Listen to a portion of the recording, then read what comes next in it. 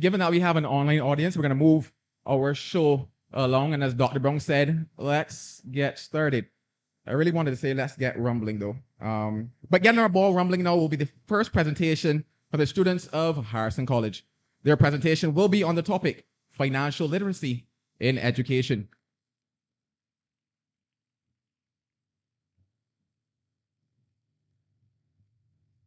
I wasn't looking for the clap just yet, but please join me in welcoming students Sydney Ford, Zenobia Storm Husbands, Giovanni Gittins, Emmanuel Seeley, and Jordan Gregg.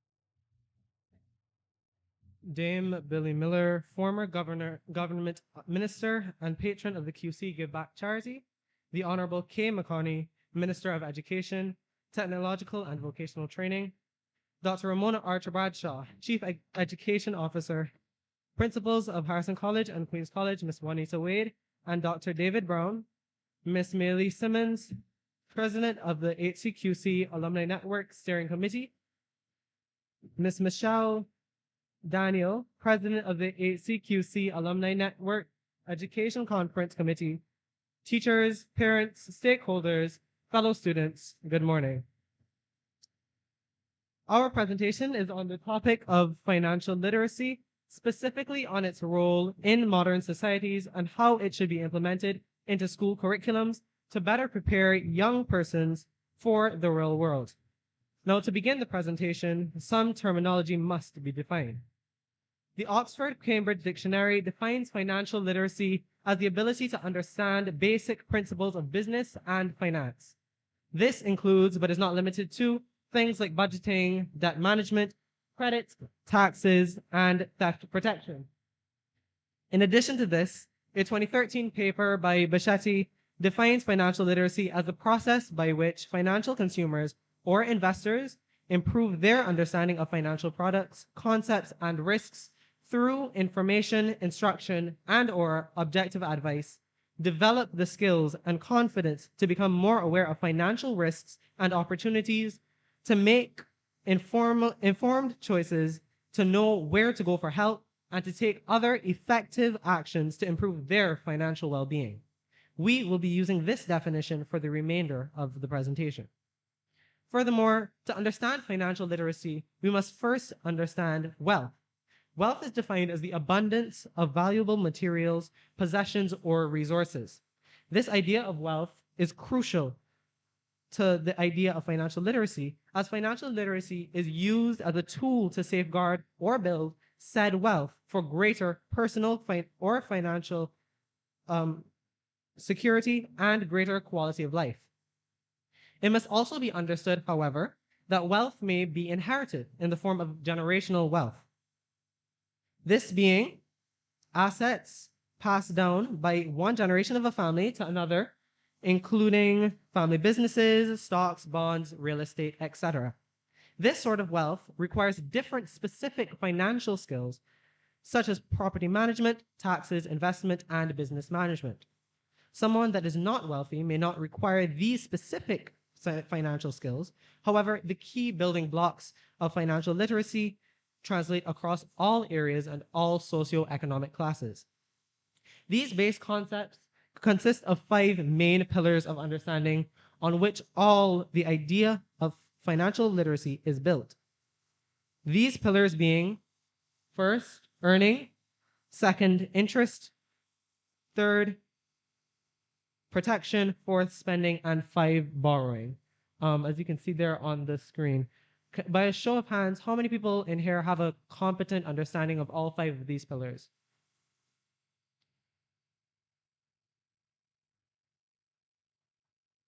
So I've seen very few hands. So I'll just break those down quickly for you all. Earning, which then deals with, sorry, one second. Deals with the understanding of salaries and benefits to make the most out of what you earn and take advantage of your workplace benefits to better yourself.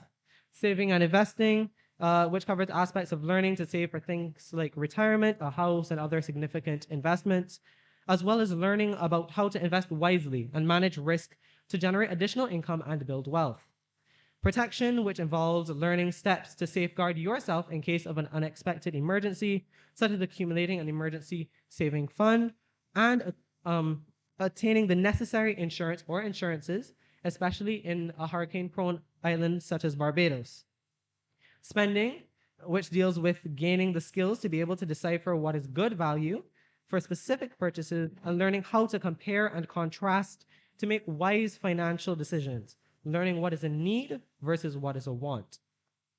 Borrowing, which is the final pillar and involves concepts such as that borrowing money enables essential purchases like going to college or buying a home. So now that you have the basic understanding of the concepts involved, what is the main problem with the financial literacy level today? And what problems arise from the current financial literacy standard?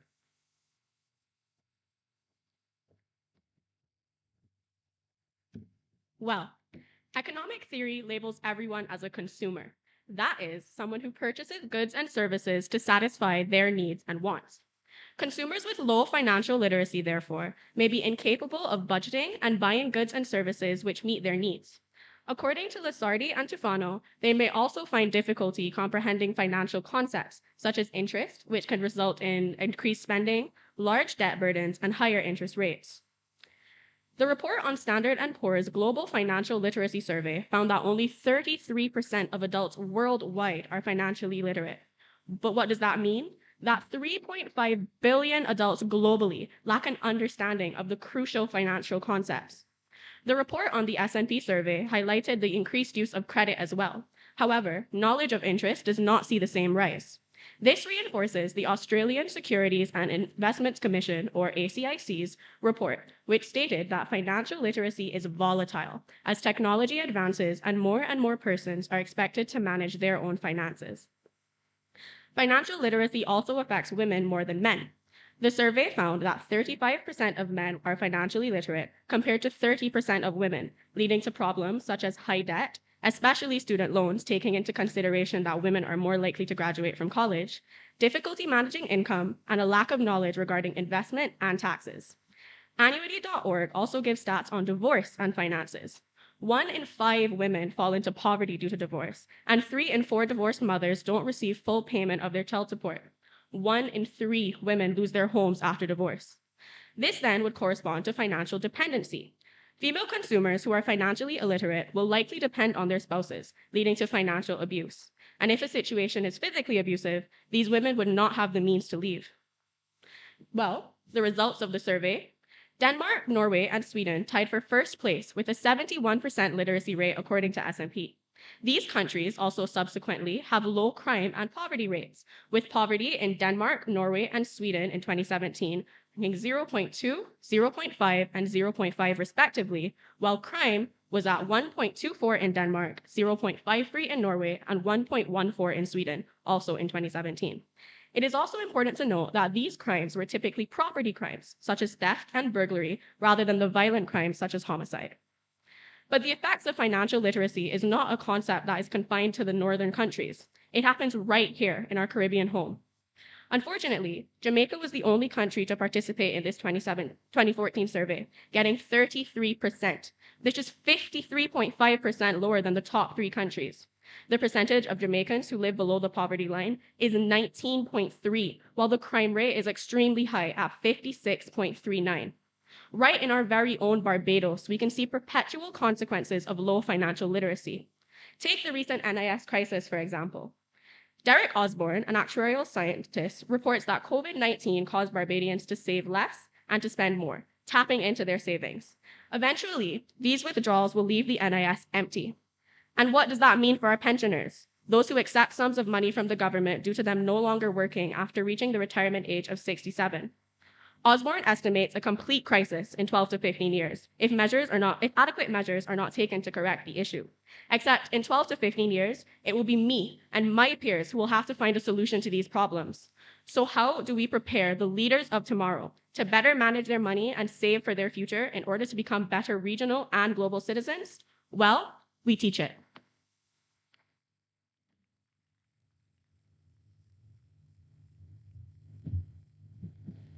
To illustrate, the story we hear all the time is of a young person thrown out into the world without real financial knowledge, where they're taken advantage of and find themselves tied to an unfavorable student loan agreement. The objective of financial education is to combat situations like this, the recent consequences of the credit crisis, consumer overindebtedness, and bankruptcy, by providing consumers with a means to make better financial decisions. This education can empower individuals and allow them to better manage personal or household finances and resources, as well as enabling them to defend their rights as financial consumers. Moreover, financially literate citizens will have a greater capacity to understand economic and social policies adopted within their economies. The overarching goal of education is to give students the skills needed to make a living and, by and large, creating an effective workforce for the country. But contradictingly, there's a deficit of financial education in schools. Younger years are vital for forming permanent values, and thus children who have not been exposed to financial literacy concepts at an early age grow up into adults who do not have a strong grasp on financial literacy. They then become parents, bosses, or teachers to the next generation of children, continuing the cycle. The lack of extensive financial literacy education is a waste of opportunity, and the theory matches the results. As we can see in Norway, Denmark, and Sweden, what they all have in common is their implementation of financial literacy education, with Denmark making it compulsory from grades 7 through 9, Norway having it for students aged 6 to 15, and Sweden having it mandatory from first grade, then throughout high school. Next, we can look at our own country. The IDB measures financial literacy in Barbados via a telephone survey. This survey utilizes 3 questions which encompass the fundamental concepts of financial literacy. The IDB survey finds that financial literacy is correlated to greater ability to withstand financial hardship.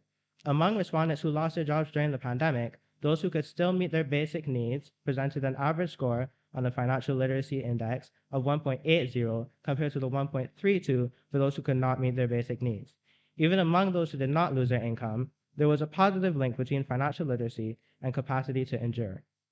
When confronted with a hypothetical question on their ability to survive a month if their household lost its main source of income, those who applied positively scored on average 1.91 compared to those who scored 1.46 who did not have the resources to cope with the shock for a month.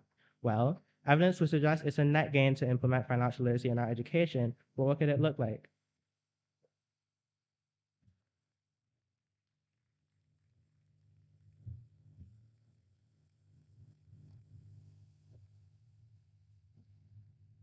Good morning, everybody. Please look at the person closest to you. I want you to ask them, do you like money? Wow. Based on your response, I think we can all agree that the answer will be yes. So then that begs the question, what is being done to make sure that all of us can keep that money in the future? Where and how is financial literacy education implemented in the world? Well, internationally, schools have implemented courses in financial literacy. Also, there have been after-school programs implemented. And a good example of that would be the United States of America, where 21 states have made it mandatory that all their students be taught financial literacy in class. Additionally, 4 states have mandated that their students be given the opportunity to, be given the opportunity to learn financial literacy. That is, that the courses are. Thank you.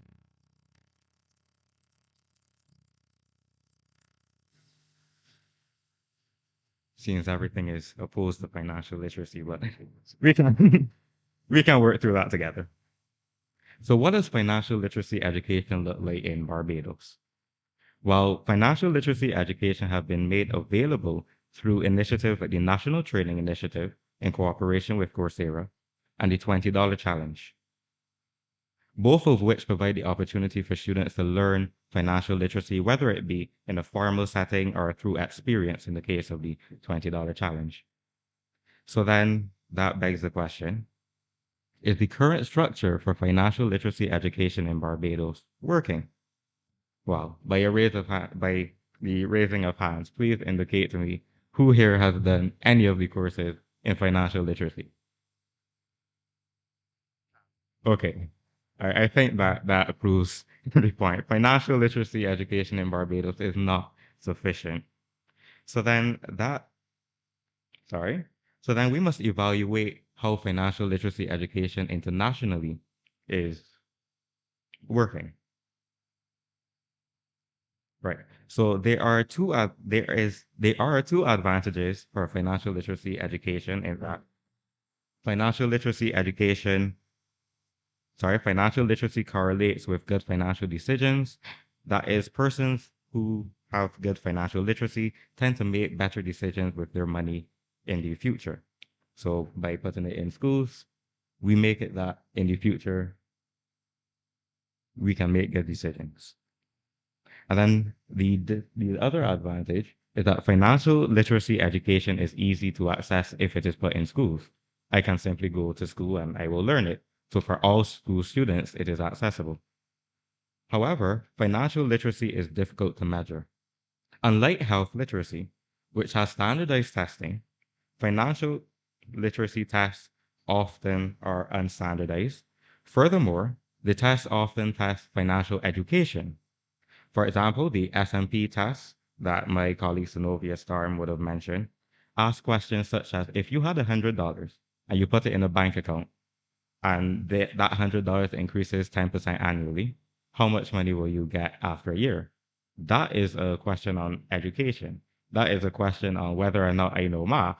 And unfortunately, I would have to say not really, because truth be told, when I answered this question the first time, I said $90. I don't know how that happened, but so be it. And although financial education does have a positive impact on financial literacy, we cannot see it as one and the same. That being said, what approach should we make and where do we go from here?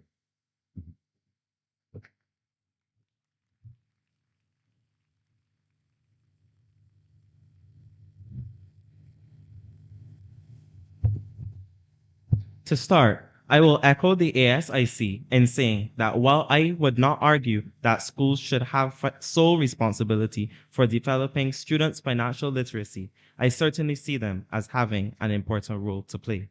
Financial literacy is key to nurturing an effective global citizen and giving access to opportunities, goods and services, and overall development, whether it be personal or national. This being said, two prospective frameworks will be explored in our presentation today. The first is teaching financial literacy as an individual subject with its own resources, such as a syllabus and form of assessment, and the other being integrating financial literacy with other subject syllabi. I will be expanding on the prior framework, while my colleague Giovanni will be expanding on the latter. I believe that to combat this problem efficiently, we need a curriculum framework where financial literacy is taught as an individual subject. With the presence of environmental circumstances like COVID, the dilemma of too much to teach and too little time is all too real in schools. Therefore, adding more to the amount of coursework that to be taught in a specific subject may be impractical if not done properly. Additionally, it is scientifically proven that the brain's capacity to learn new ideas continually shrinks as you age. Therefore, I believe it is prudent to start learning how to manage financial matters early when entering secondary school, as prerequisites such as addition, multiplication, subtraction, division, comprehension, and counting should have been grasped before the completion of primary school. The envisioned syllabus will utilize this knowledge to help students to understand the intricacies of content and problems rooted in areas of budgeting, debt management, credit, taxes, theft and scam protection, investment, and loans through various projects based on the material learned and traditional examinations. One such example of this project-based learning referenced above would be a budgeting exercise where each student is given $5, which they need to manage throughout an entire week.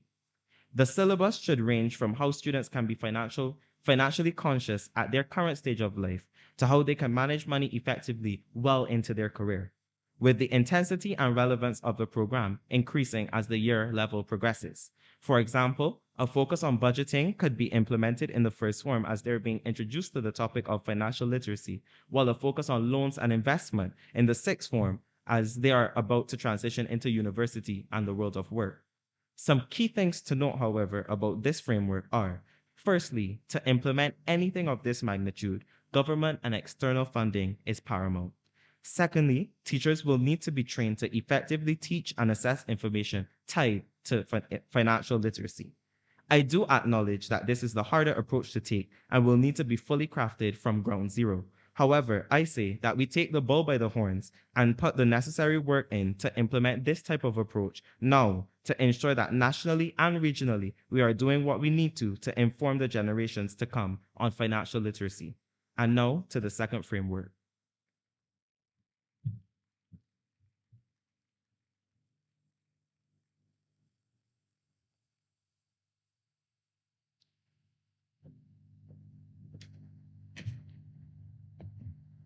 Good morning again. Based on my research, I would suggest that financial literacy be integrated into other subjects. With the apparent lack of standardization regarding testing tools for financial literacy and the reported ill effects of mandatory financial literacy classes, it would be unwise to mandate such courses in school. Not only would it be difficult to measure the rates of financial literacy in a school setting, but it may actually disrupt other mandatory subjects such as math and English. The 2022 Transforming Education Summit in Barbados details that teachers report pressure in completing the current syllabi. However, there is so little room for flexibility in the syllabus that, pardon me, there's so little room for flexibility in the syllabus that government funded after school programs have to be considered. This begs the question, where will we put this extra cost? Now, I have a question for all these students here, but how many of you think honestly that you can take an extra subject right now? You feel that that would not be a major pressure on you? Anybody? Right, so we're all in agreement that we we're all in agreement that we have a lot to do, or in other words, we got real enough work, right? And then the problem, right, and also with the introduction of a new class, the curriculum becomes more densely packed. So then how will we teach the other subjects? Where will we find the time to make sure that we properly teach our children about the French, about the math, things that we're already struggling with? Furthermore, the Transforming Education Summit report also highlights that there is not enough money to support the current development of the educational system. Therefore, the financial resources required to train teachers and implement the subject into Barbadian schools may become depleted. We simply do not have the financial assets to implement financial literacy as a subject right now.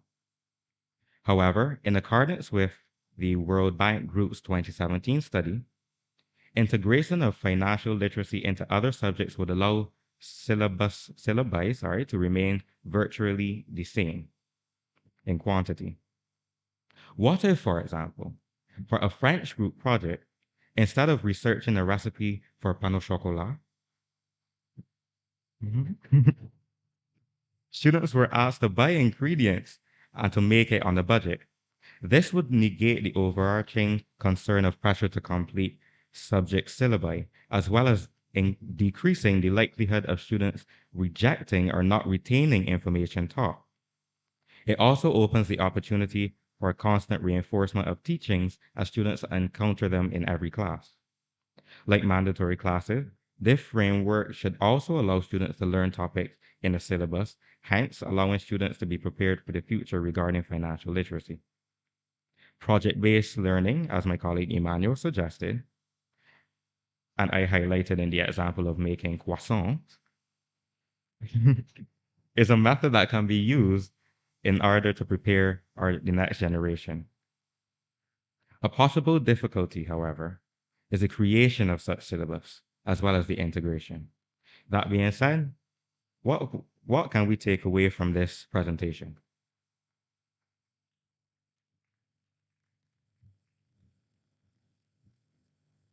Well, to conclude, financial literacy in the modern day is not only a beneficial tool to be used to create personal financial security, but is also a necessity to be able to survive in the economical climates of today. Equipping the next generation with these crucial skills is beneficial not only to their future alone, but to the future of the country as a whole. We are able to look at examples such as Sweden, Norway, and Denmark, who have successfully shaped their young generations to be financially literate through education, and take inspiration to believe that we too can one day achieve that level of competence. On top of that, as both my colleagues Emmanuel and Giovanni have said, there are many numerous ways to implement the solution to this problem and allows government flexibility in many numerous ways to tackle the issue. So, what are we waiting for? Are we going to let yet another generation grow up to only succumb to immense debt? Will we raise another generation of women, some of whom do not possess the basic concepts of finances or money? Or will we strive to implement and innovate, to create a generation that lives responsibly and comfortably, and one that has the tools to create a better Barbados and a better world? Thank you.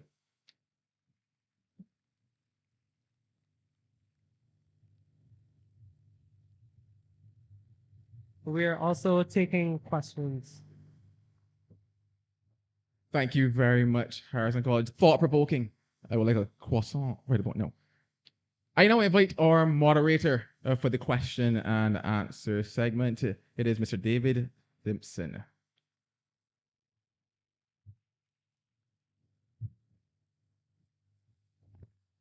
Good morning, everyone.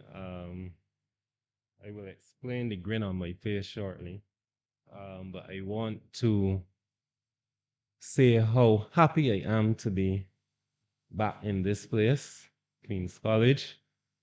This is my alma mater. I left in, should I say this? Anyway, I left in 1993. I must say that why is Carl opening his eyes? You left probably a year after. Anyway, I left in 1993. I only spent 3 years here because the old Queen's College, as many of you may not know, is now the office of the Ministry of Education on Constitution Road, where I spent the first 4 years of my Queen's College education. So it is good to be back here. I'm also pleased to see the ongoing twinning between Harrison College and Queen's College because it started back then with certain classes being conducted in science and maths, I believe, on occasion across at Harrison College, and there was art with Harrison College students coming across to QC and so on. So I'm happy to see that today we are continuing. When I say today, not just today, but this year and in the past few years, continuing that joining or twinning. Ladies and gentlemen, I must ask you once again to give these young people another round of applause.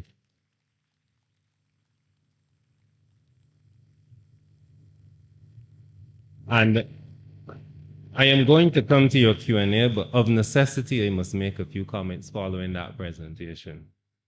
What many of you may not know is that I am a consultant with the Ministry of Energy and Business Development, and my core responsibility is to advise the ministry and lead its financial literacy initiative.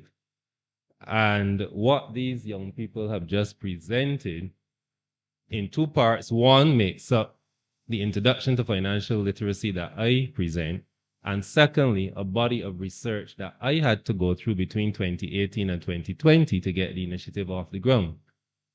I must also share that where we go in terms of the schools is already on the discussion, but COVID was a delay. We took a decision even after having, Minister McConney may not even be fully aware, but we had consultations with the ministry, and we decided with the advent of COVID that we did not want to place that additional burden for many of the reasons that you outlined in your research on the students and the teachers during that COVID period.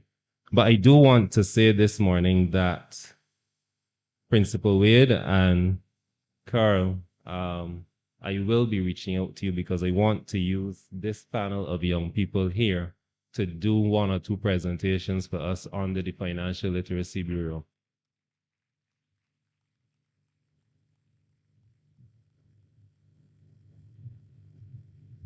The Lord works in mysterious ways. Michelle and Mary have been waiting all week for an abstract recording from myself on financial literacy. I was unable to do so based on my busy schedule and came here today prepared to do it orally. But these young people have essentially presented what I intended to present.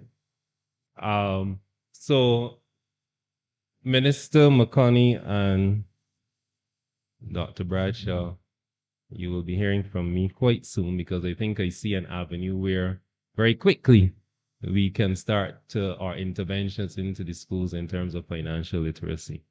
No, a lot was said, and I want to go ahead and field some questions from you in the audience and to get some responses, especially to the proposed approaches of the panel on financial literacy. So do we have any takers, any questions, any comments?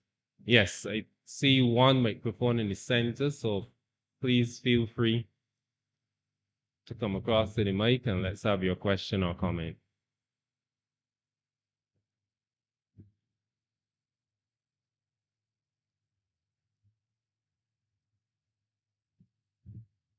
Good morning, everyone.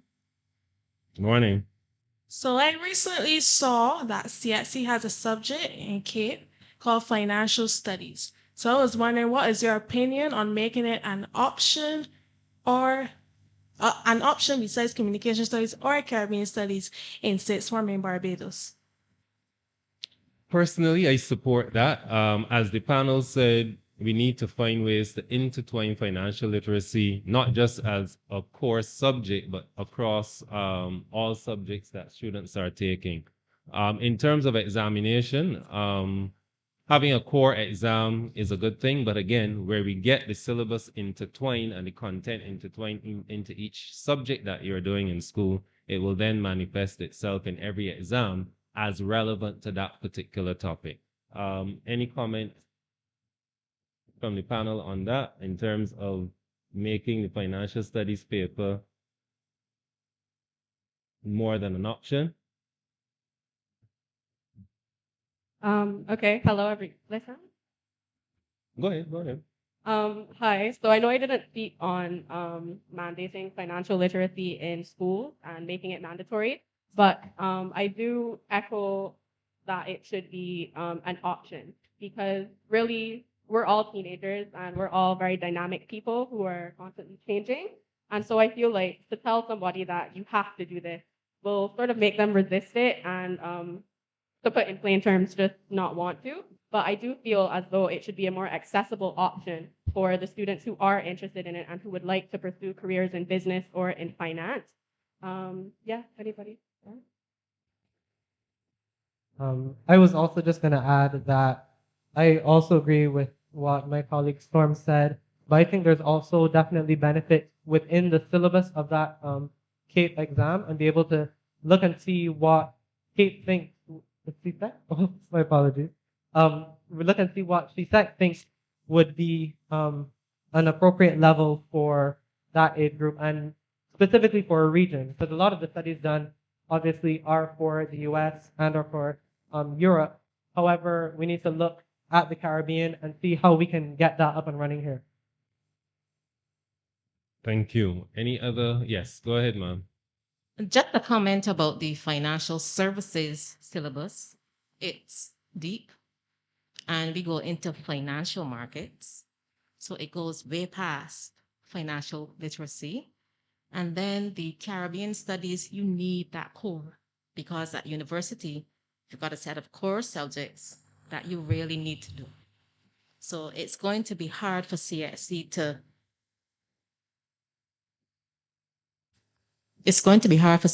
say it is an option. That's my opinion. Okay, thank you for that. I think one of the other avenues that the panel mentioned was using after school and other activities to support so that everything doesn't have to be in classroom learning. The important thing here is that, as they made the point in their research, is that financial literacy is a necessary life skill, and we have to find ways to do that. And they did mention the work of the $20 Challenge in Schools, which is a program of the Barbados Entrepreneurship Foundation. Um, and there are other programs in school and so on meant to to work in conjunction with financial literacy. Principal Wade spoke about the greenhouse.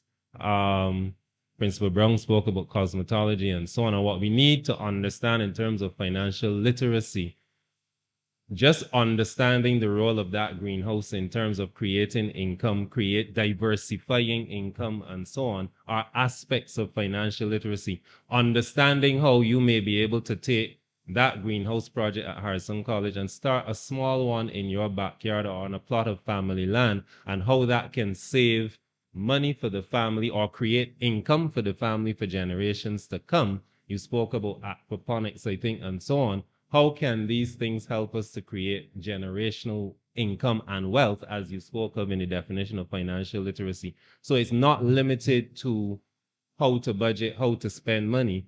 And you use the 5 pillars, which I used in my presentation as well. And on the earning, one of the things there is not just managing your current income, but how can you diversify and create multiple sources of income for your household? And that is a core competence within in terms of becoming financially literate. We have another question. Good morning. I have two questions for you, actually, one from myself and one from my colleagues, and they're using me as a spokesperson. My first question would be, the Harzonians mentioned early in their presentation that there was a difficulty of implementing the financial literacy into our courses because it would add to the bulk of the syllabus that we have already. What are your opinions on having it, because they mentioned it would be a benefit if it was early on implementing it and integrating it with the HFLE syllabus, seeing as at QC I know that HFLE is mandatory from first to third form, and I believe at HC it's mandatory up until fifth, if I'm correct. Seeing as that's kind of a subject, okay, we talk about purity, we talk about colleges, why can't we talk about financial literacy as well? My view and advice to the ministry has been similar to the researches of the panel, and that is we need to intertwine financial literacy into each topic. When I was at QC, we did home economics. There is a financial component in that. When you do science, there's a financial component in that. There's a financial component in Caribbean studies and social studies. And essentially, if you go back to the definition that was given, you are looking at how you can develop skills and abilities to make better business and household decisions when it comes to money. So understanding the economics of cooking or science, you are now better aware how to make things last longer, how to stretch your dollar, how to budget for shopping, etc. Those are the type of decisions that you want to make. So I support the view that we should not have another dedicated subject to financial literacy, because what that also does is kind of creates a compartment where we park it and it doesn't become the life skill that we need it to become. So this will be the topic of a lot of analysis and further discussion with the ministry and the teachers, of course, and with yourselves as students. But I support the notion where we intertwine it across the syllabi of all the other papers that and subjects you're doing. Part 2 to your question was, and then we'll make that the last one. Okay, some of my colleagues wanted to know what are the factors that lead to women not having the same level of understanding of financial literacy as men? I think that is linked to access to education as well, and also access to certain types of jobs. So it's lack of exposure and lack of education in many cases. One of the initiatives under the financial literacy program that I'm currently looking at is working with a young lady whose focus is financial literacy for females and for disadvantaged women, And that is something that we will be launching in the new year. But it is a societal issue in terms of access to these things by women. Women historically became homemakers and providers and looking after children. That came first. It kept them from the world of work in some instances. And naturally, the same opportunities have not been available. So that's where it starts. But I believe we have the opportunity now with you sitting here as students to make sure that that playing field is leveled in terms of the knowledge, which then gives you access to better opportunities as females, but as young people generally. Thank you. So I want to thank you all for the questions. I know this is a topic that we could speak about for the rest of the day. And again, I really want to thank our panel for the research they did on this topic. I think it has provided myself as a consultant to the ministry with some thoughts in terms of how we could get our program into the schools. And I thank you all. I think I have one last comment from the panel and then two last comments, and then we'll pass back to our MC. Okay, hi again. I presented partially on financial literacy in women. And what I think is important to know is that the survey that I referenced was global. And many of it did not take like I said, Jamaica was the only country that participated. So places like Barbados, we don't have data from Standard & Poor's survey. However, I know specifically, like places like Afghanistan came in at 14. And I can't do the math right now, but I know that's significantly smaller than 71% in the top 3 countries.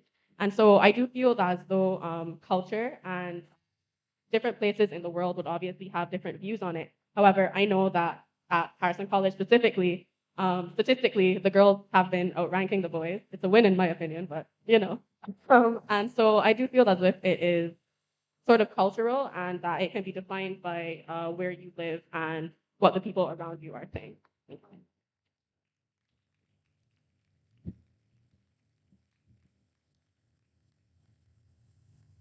This one. Okay. To the HFLE point, that was actually that was in our initial planning in Giovanni's point to reference HFLE, but I think we kind of came to the consensus that there's a broad spectrum that home and family life education can cover. So since we have established such a need for financial literacy, I feel like implementing it into different courses is better than just pigeonholing it into HFLE, especially since I know at our school, for me, HFLE was always kind of a free period from like first to third form. And I think most of us can relate to that. But certainly coming back in sixth form, now we've gone through university prep, we've gone through introspection, learning yourself. So there is a very vast amount of information that we are covering in HFLE. So to add on something as big and as pivotal as and key as financial literacy only in HFLE, we believe that if we were to take the approach to implement it in courses, we would diversify it. And as Giovanni would have said, not Giovanni, as so sorry. Mr. Simpson, David. David would have said, putting it, there is a financial aspect to each subject, and we believe that by highlighting that, then we can really bring that real world implementation of financial literacy home better than just implementing it into HFLE. Ladies and gentlemen, thank you. And once again, great job to our panel.